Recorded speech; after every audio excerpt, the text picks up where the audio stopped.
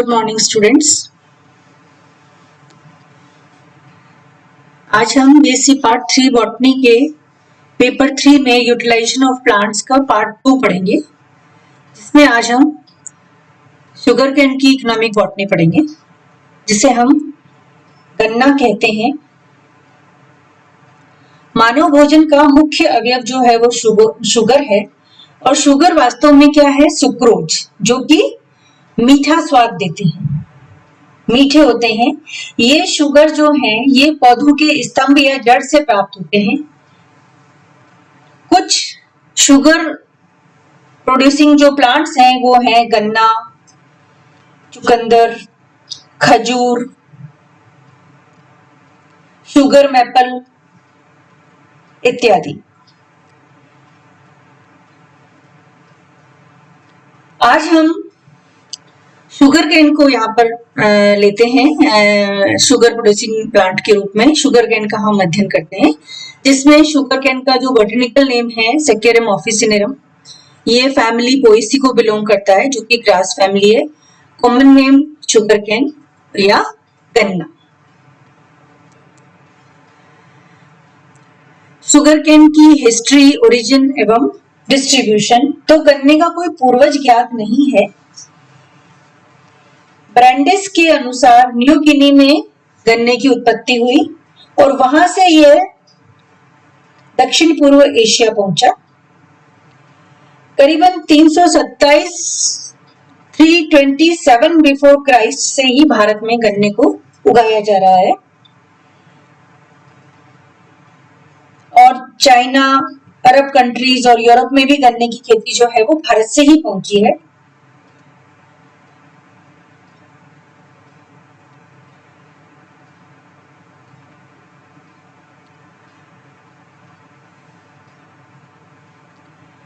Distribution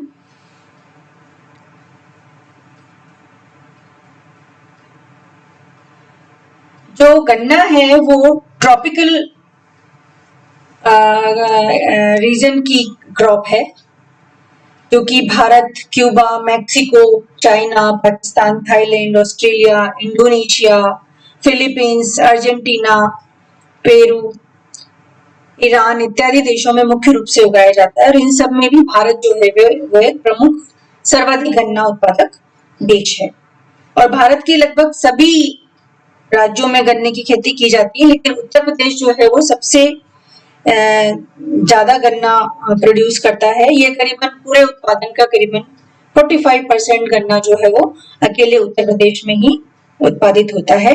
इसके अतिरिक्त तमिलनाडु, महाराष्ट्र, आंध्र प्रदेश, बिहार, पंजाब, हरियाणा, पश्चिम बंगाल इत्यादि भी जो है वो गन्ना प्रोड्यूसिंग रीजन्स हैं। ये हमने देख लिया इंडिया में और वर्ल्ड में। इंडिया में उत्तर प्रदेश जो है वो मैक्सिमम गन्ना प्रोड्यूस करता है। करीबन 45% जो है वो पूरे देश का जो उत्पादन है गन्ने का, वो 45% सिर्फ उत्तर प्रदेश से आता है। और वर्ल्ड में भी गन्ने का उत्पादन जो है सर्वाधिक वो इंडिया में होता है। इसके बाद में आता है बोटेनिकल कैरेक्टर्स, गन्ने के वानस्पतिक लक्षण। गन्ने का पादप जो है वो बांस के समान लंबी एवं कठोर प्रकंदीय घास है। ये भी ग्रास है, हमने देखा था इसका जब शुरू में। ये पोएसी ये फैमिली का है, जो कि ग्रास फैमिली है। और ये पेरिनियल होता है, बहुवर्षीय होता है। इसकी लंबाई 2 से 6 मीटर और चौड़ाई जो है वो 3.8 to 6 सेंटीमीटर होती है। इसकी चौड़ाई है वो 3.8 to 6 सेंटीमीटर तक होती है, और जो इसकी लंबाई है वो करीबन 2.5 मीटर तक चली जाती है। और जो इरेक्ट जो स्टेम है ये, इसमें तल शाखन होता है। नीचे से भी इसमें ब्रांचिंग हो जाती है, जिसको हम टिलरिंग कहते हैं। और इसके द्वारा तनों के कई सारे समूह का एक ही जगह से विकास होता है। इस प्रकार से ये स्तंभ जो है वो गुच्छों के रूप में निकलते हैं। नीचे से ये स्तंभ जो है गुच्छों के रूप में निकलते हैं, और उसका कारण क्या है? टिलरिंग, तल शाखन, जो कि गन्ने के तल से ही वहां पर ब्रांचिंग स्टार्ट हो जाती है। जो स्तंभ है वो पर्व एवं पर्व संधियों में विभाजित होता है। ये पर्व संधियां हैं और ये पर्व है। बीच का पार्ट जो है ये पर्व है, और ये दोनों नोड्स हैं, यानी पर्व संधियां हैं। जो बेसल जो पर्व संधियां होती हैं, जो बेसल नोड्स होती हैं, वहां से प्रॉप एवं स्टिल्ट रूट्स निकलती हैं, जो कि पादप को सीधा रखने में मदद करती हैं। और प्रत्येक परुसंधि पर एक कलिका पाई जाती है, जो कि लीफ शीथ से ढकी हुई रहती है इसमें नीचे की तरफ में।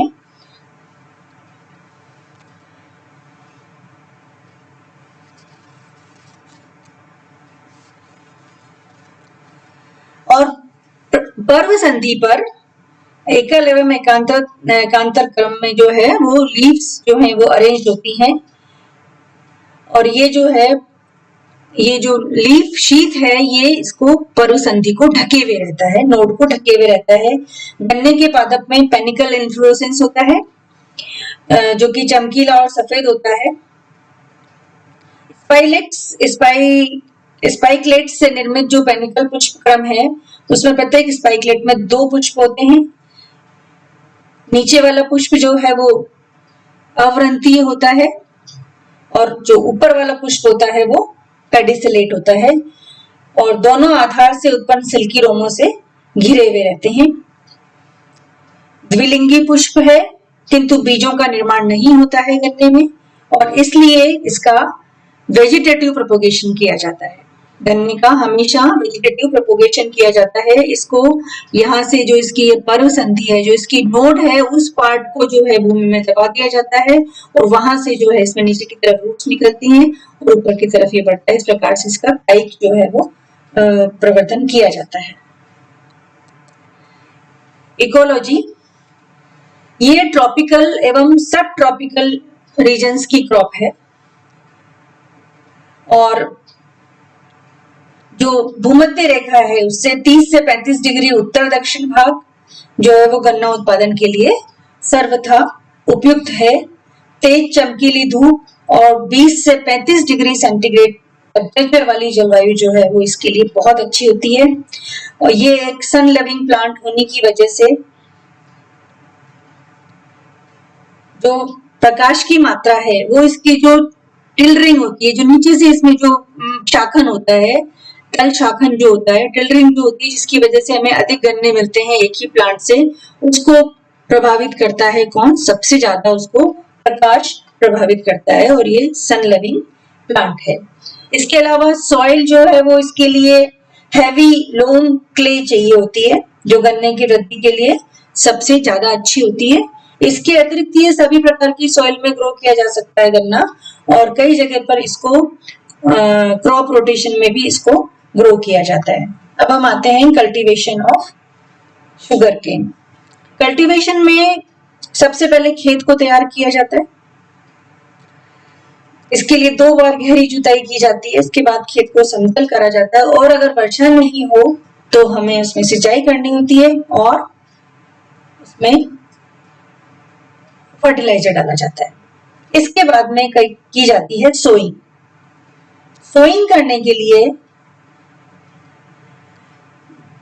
क्लाइमेट के अकॉर्डिंग अलग अलग जगह पे सोइंग का तरीका भी, सोइंग का जो समय है वो अलग अलग होता है, और सोइंग से पहले बीज या सेट्स तैयार किए जाते हैं। सेट्स क्या होते हैं? इसमें सेट्स जो है वो गन्ने के तने से उसकी लीव्स को हटाने के बाद में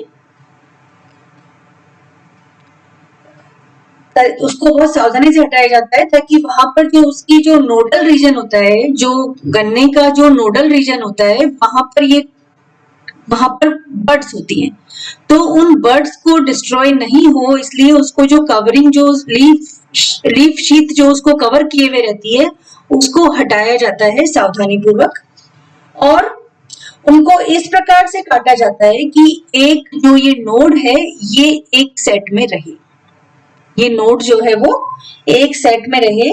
और इससे पहले बीजों, इनको हम बीज कहते हैं, ये जो सेट्स है ना, इनको हम बीज कहते हैं, और इनको पहले ट्रीटमेंट किया जाता है इनका, ताकि इसमें कोई डिजीज ना रहे।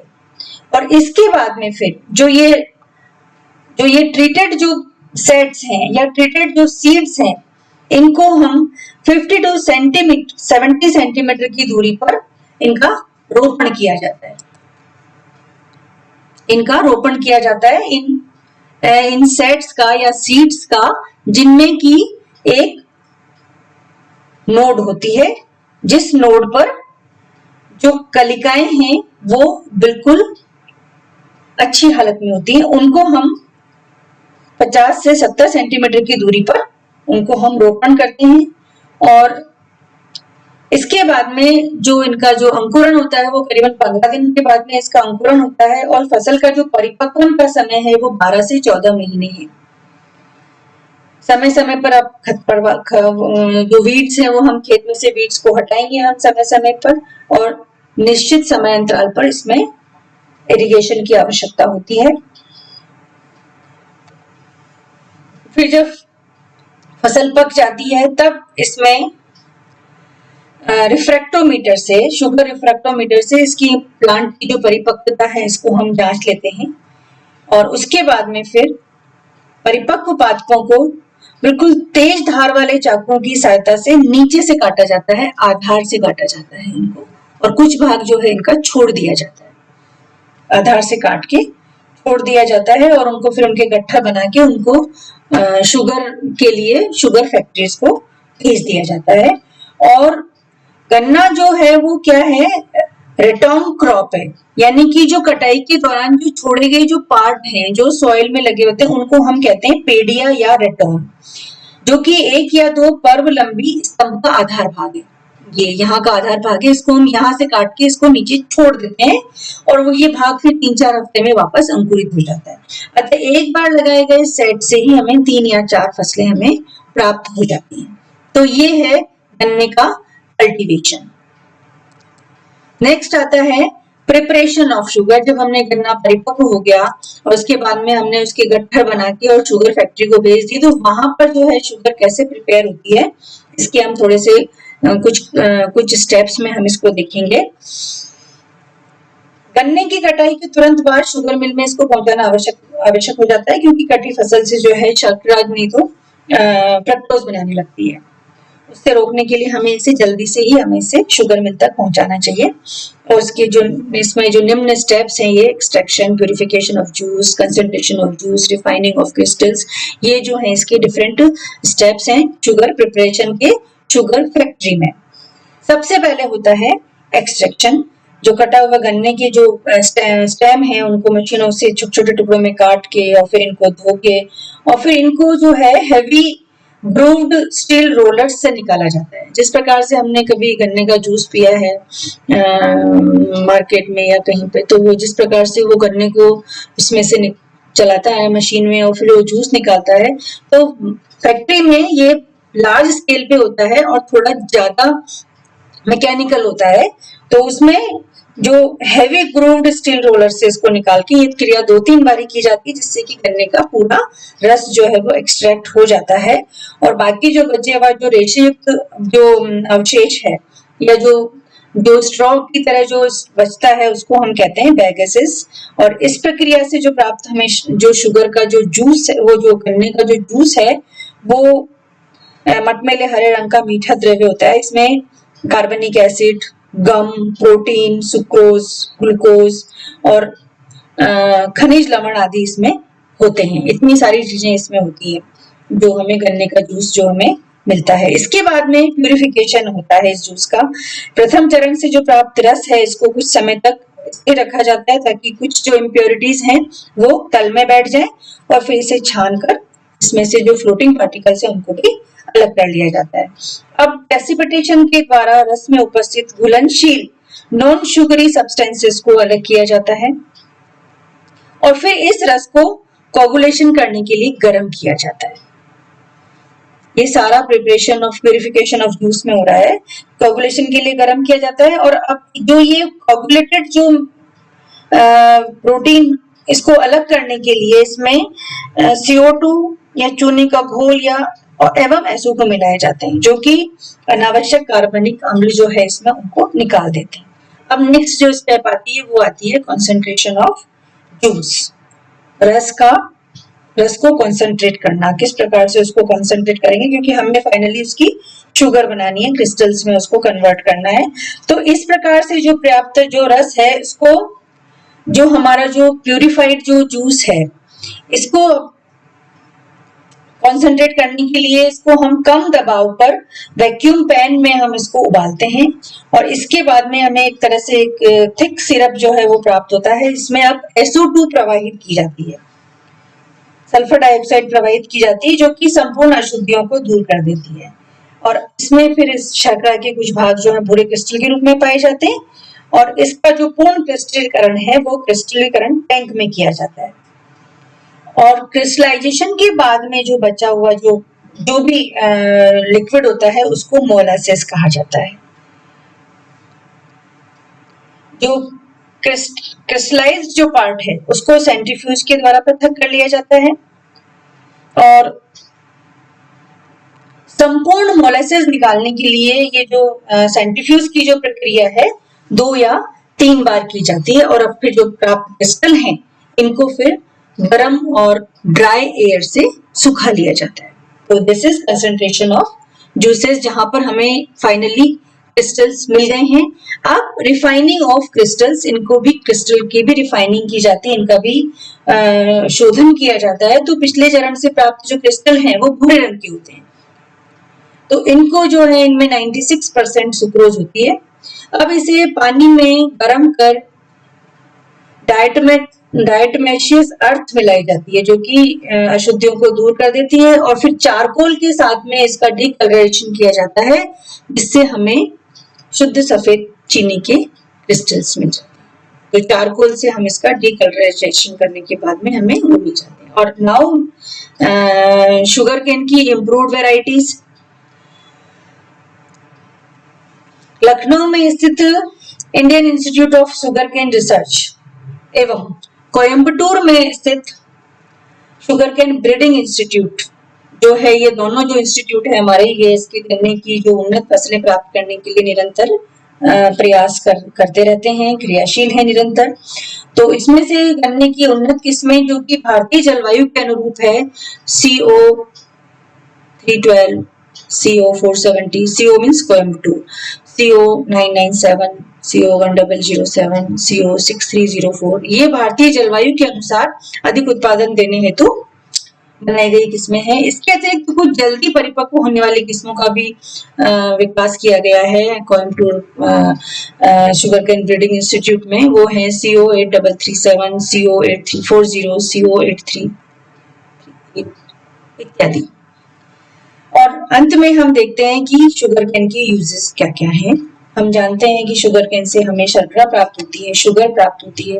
तो जितने भी शुगरी हमारे जो आइटम्स बनाए जाते हैं उनमें सब में इसका उपयोग होगा। इसके अतिरिक्त जो मोलासेस है उससे कागज, फाइबर बोर्ड, प्लास्टिक आदि बनाए जाते हैं। इसके अलावा जो इसका स्टेम है और उसकी लीफ है वो फोडर के रूप में यूज में होती है। चीनी निर्माण प्रक्रिया में प्राप्त अवक्षेप से वसा, अम्ल एवं मोम प्राप्त किया जाता है जिसका उपयोग सौंदर्य प्रसाधनों में किया जाता है। कई प्रकार के अल्कोहलिक पेय इससे बनाए जाते हैं। गुड़ भी इससे बनाया जाता है, सीधा पीने के काम में आता ही है ये। इसके अलावा इससे सिरका बनाया जाता है जो कि फूड प्रिजर्वेशन में उपयोगी है, एक्सेट्रा। गन्ने में होने वाले कुछ मुख्य रोग जो हैं वो हैं red rot of sugar cane जो कि कॉलेडोट्राइकम फल्केटम से होता है जो कि एक फंगस है। इसके अलावा गन्ने में स्मट रोग होता है, एस्ट्रेलोगोसाइटोमिनिया से प्राप्त होता है। इसके अलावा इसमें वाइट लीफ हो जाता है जो कि वायरल डिजीज है। तो इस प्रकार से ये जो हमारे जो ये शुगर केन के लिए जो उन्नत किस्में बनाने के जो इंस्टीट्यूट्स हैं हमारे लखनऊ और कोयम्बटूर में, ये इन पे भी काफी काम कर रहे हैं ताकि जो है रोग प्रतिरोधी जो है इसकी गन्ने की किस्में जो है उत्पादित की जाए। तो ये पूरा गन्ने की इकोनॉमिक बॉटनी के बारे में आज का लेक्चर था। मैं उम्मीद करती हूँ कि आपको ये समझ में आ गया होगा। Thank you.